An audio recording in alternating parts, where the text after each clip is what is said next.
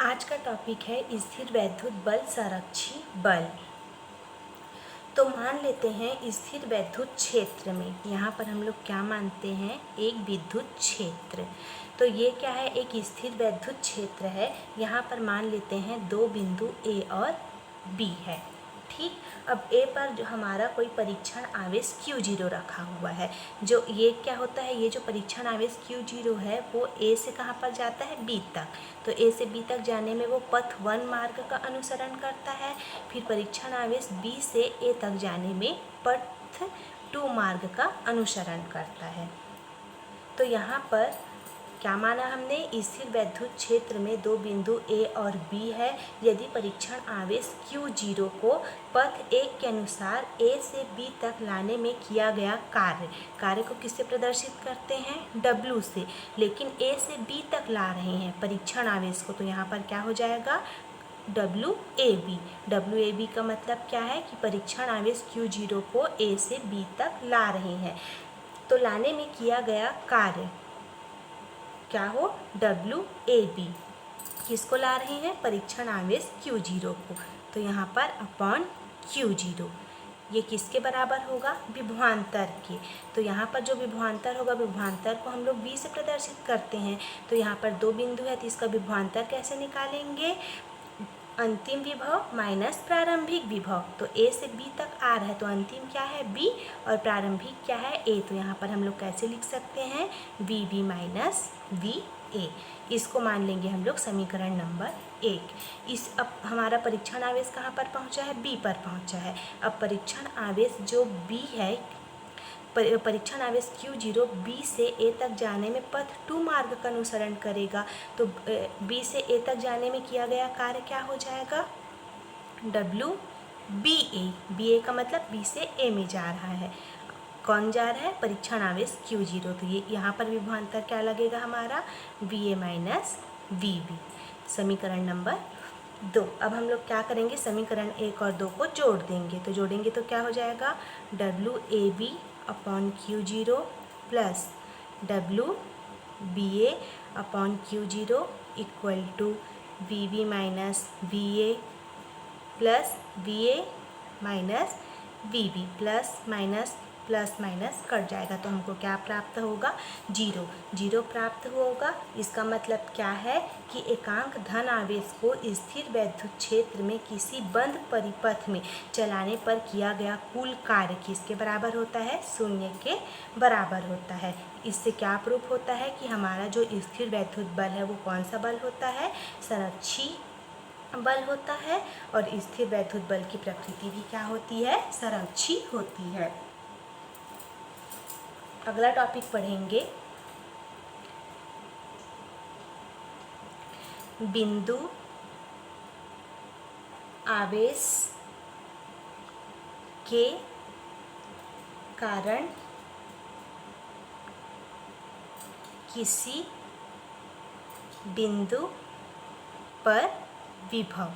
Exam में पूछा जाता है, बिंदु आवेश के कारण किसी बिंदु पर विभव का व्यंजक ज्ञात कीजिए। तो इसके लिए सबसे पहले हम लोग क्या करेंगे, डायग्राम बनाएंगे। तो मान लेते हैं एक बिंदु O है। अब ये जो हमारा O है, यहाँ पर एक आवेश प्लस Q रखा गया है। अब इस बिंदु O से R दूरी पर एक बिंदु P है, यहाँ पर हमको विभव ज्ञात करनी है। मान लेते हैं परीक्षण आवेश O से X दूरी पर, मान लेते हैं बिंदु O से X दूरी पर एक बिंदु A है, यहाँ पर परीक्षण आवेश Q0 स्थित है। ठीक, तो यहाँ पर क्या होगा, एक बल कार्य करेगा F। मान लेते हैं यहाँ पर है B और A से B तक की बीच की दूरी है dx। तो यहाँ पर कूलाम के नियम से परीक्षण आवेश Q0 पर लगने वाला बल, तो कूलाम का नियम हम लोग पहले भी पढ़ चुके हैं, क्या होता है। यहाँ पर हम लोगों ने क्या माना है, मान लेते हैं किसी बिंदु O पर प्लस Q आवेश रखा है, इससे R दूरी पर एक बिंदु P है जहाँ पर हमको वैद्युत विभव ज्ञात करना है। मान लेते हैं किसी क्षण बिंदु O से X दूरी पर क्या है, एक बिंदु ए है, यहाँ पर परीक्षण आवेश Q0 को रखा गया है, तब कूलाम के नियम से परीक्षण आवेश Q0 पर लगने वाला वैद्युत बल, कूलाम का नियम का यूज होगा। क्या होता है कूलाम का नियम, 1/4πε0 के किन्हीं भी दो आवेशों के बीच की दूरी के अनुक्रमानुपाती, किन्हीं भी दो आवेशों के गुणनफल के अनुक्रमानुपाती और उनके बीच की दूरी के वर्ग के व्युत्क्रमानुपाती। तो दो आवेश यहाँ पर कौन कौन सा है, Q और Q0, तो क्या हो जाएगा Q × Q0 और बीच की दूरी क्या है x, तो x का स्क्वायर, इसको मान लेंगे हम लोग समीकरण नंबर ए। और यहाँ पर K क्या है, माध्यम का परावैद्युतांक है। K क्या है, माध्यम का परावैद्युतांक है। अब आगे देखेंगे, ये जो हमारा परीक्षण आवेश Q0 है, तो Q0 को वैद्युत बल के विपरीत A से B तक, अल्प दूरी है dx, तो A से B तक लाने में किया गया कार्य। आगे क्या लिखेंगे हम लोग, परीक्षण आवेश Q0 को A से B तक लाने में किया गया कार्य। तो अल्प दूरी है तो कार्य भी कैसा होगा, अल्प होगा, तो कार्य को W से प्रदर्शित करते हैं, अल्प है तो क्या लग जाएगा D, और कार्य बराबर हमारा फॉर्मूला क्या होता है, बल गुणा विस्थापन। तो बल यहाँ पर क्या है F, और यहाँ पर देखिए विस्थापन मतलब स्थिति में परिवर्तन, A से B तक की बीच की दूरी क्या है dx, तो यहाँ पर क्या लिखेंगे हम लोग dx, लेकिन ये जो dx है वो किस में आएगा, माइनस में आएगा। क्यों, क्योंकि यहाँ पर A से B क्या है, विपरीत दिशा में है, इसलिए यहाँ पर क्या लग जाएगा माइनस। तो हमको dw = क्या प्राप्त होगा, -Fdx, ये हो जाएगा इक्वेशन नंबर 2। अब हम लोग क्या करेंगे, परीक्षण आवेश Q0 को हम लोग अनंत से बिंदु P तक लाने में किया गया कार्य निकालेंगे। क्या निकालेंगे, परीक्षण आवेश Q0 को अनंत से बिंदु P तक लाने में किया गया कार्य, मतलब W। कुल कार्य निकालते हैं तो क्या हो जाता है, इंटीग्रेशन हो जाता है, तो इंटीग्रेशन क्या हो जाएगा dW। और कहाँ से कहाँ तक है, Q0 को हम लोग, ये Q0 कहाँ पर स्थित है, अनंत पर स्थित है, उसको कहाँ पर ला रहे हैं हम लोग, बिंदु P पर ला रहे हैं, मतलब इन्फिनिटी से R, यहाँ पर क्या लग जाएगा, लिमिट लग जाएगा।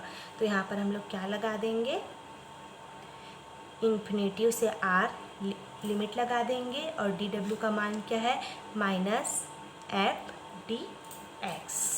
अब यहाँ पर हम लोग क्या करेंगे, इक्वेशन नंबर 1 से F का मान रख देंगे, तो W = क्या हो जाएगा हमारा, माइनस इंटीग्रेशन इन्फिनिटी से R लिमिट, और F का मान क्या है 1/4πε0 के इंटू Q0/x², यहाँ पर मान रख देंगे 1/4πε0 के Q0/x² dx। कांस्टेंट राशि बाहर निकल जाएगी, तो क्या हो जाएगा, W = माइनस क्या बाहर निकल जाएगा, Q0/4πε0 के इंटीग्रेशन इन्फिनिटी R लिमिट, और अंदर में क्या बचेगा dx/x²। अब ये जो नीचे में x² है इसको ऊपर ले जाएंगे तो क्या हो जाएगा हमारा, माइनस Q0/4πε0 के इंटीग्रेशन इन्फिनिटी से R x⁻² dx। यहाँ पर हमारा इंटीग्रेशन का कौन सा फॉर्मूला लगेगा, x⁻n dx = x⁻n+1/n+1, n के जगह यहाँ पर क्या दिया है, -2, तो हम लोग का क्या निकलेगा यहाँ पर से, W = Q0/4πε0 के, और यहाँ पर क्या हो जाएगा, x⁻² + 1/-2 + 1, और लिमिट क्या लग जाएगा इन्फिनिटी से R। फिर W equal to minus q q zero upon 4πε0 के, ये क्या आएगा x की पावर -1 अपॉन -1, ठीक। और लिमिट क्या लग जाएगा हमारा इन्फिनेटिव से r। आगे क्या लिख सकते हैं इसको, W equal to minus q q zero upon 4πε0 के।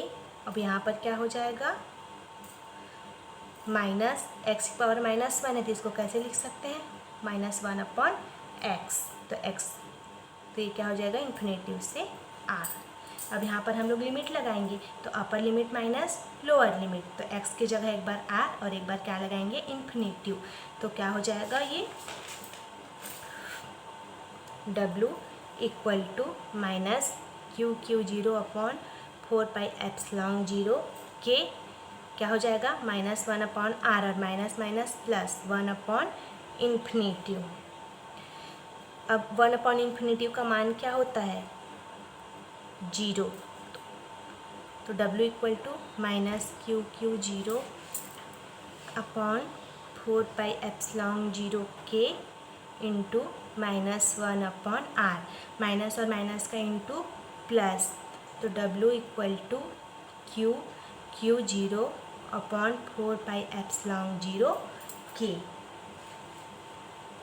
इंटू r, ये हमको प्राप्त होगा। लेकिन हमको ज्ञात क्या करनी है, बिंदु P पर विभव, तो आगे क्या लिखेंगे, चूंकि बिंदु P पर विभव, विभव को किससे प्रदर्शित करते हैं कैपिटल V से, और विभव का हमारा फॉर्मूला क्या होता है कार्य बटे आवेश W अपॉन क्यू जीरो। तो यहाँ पर W का मान रख देंगे, तो V इक्वल टू हमको क्या प्राप्त होगा क्यू क्यू जीरो अपॉन 4πε0 के into r upon Q zero, तो क्यू जीरो कट जाएगा, क्या प्राप्त होगा V इक्वल टू 1 अपॉन 4πε0 के इंटू क्यू अपॉन r, तो ये क्या है हमारा बिंदु P पर विभव का मान।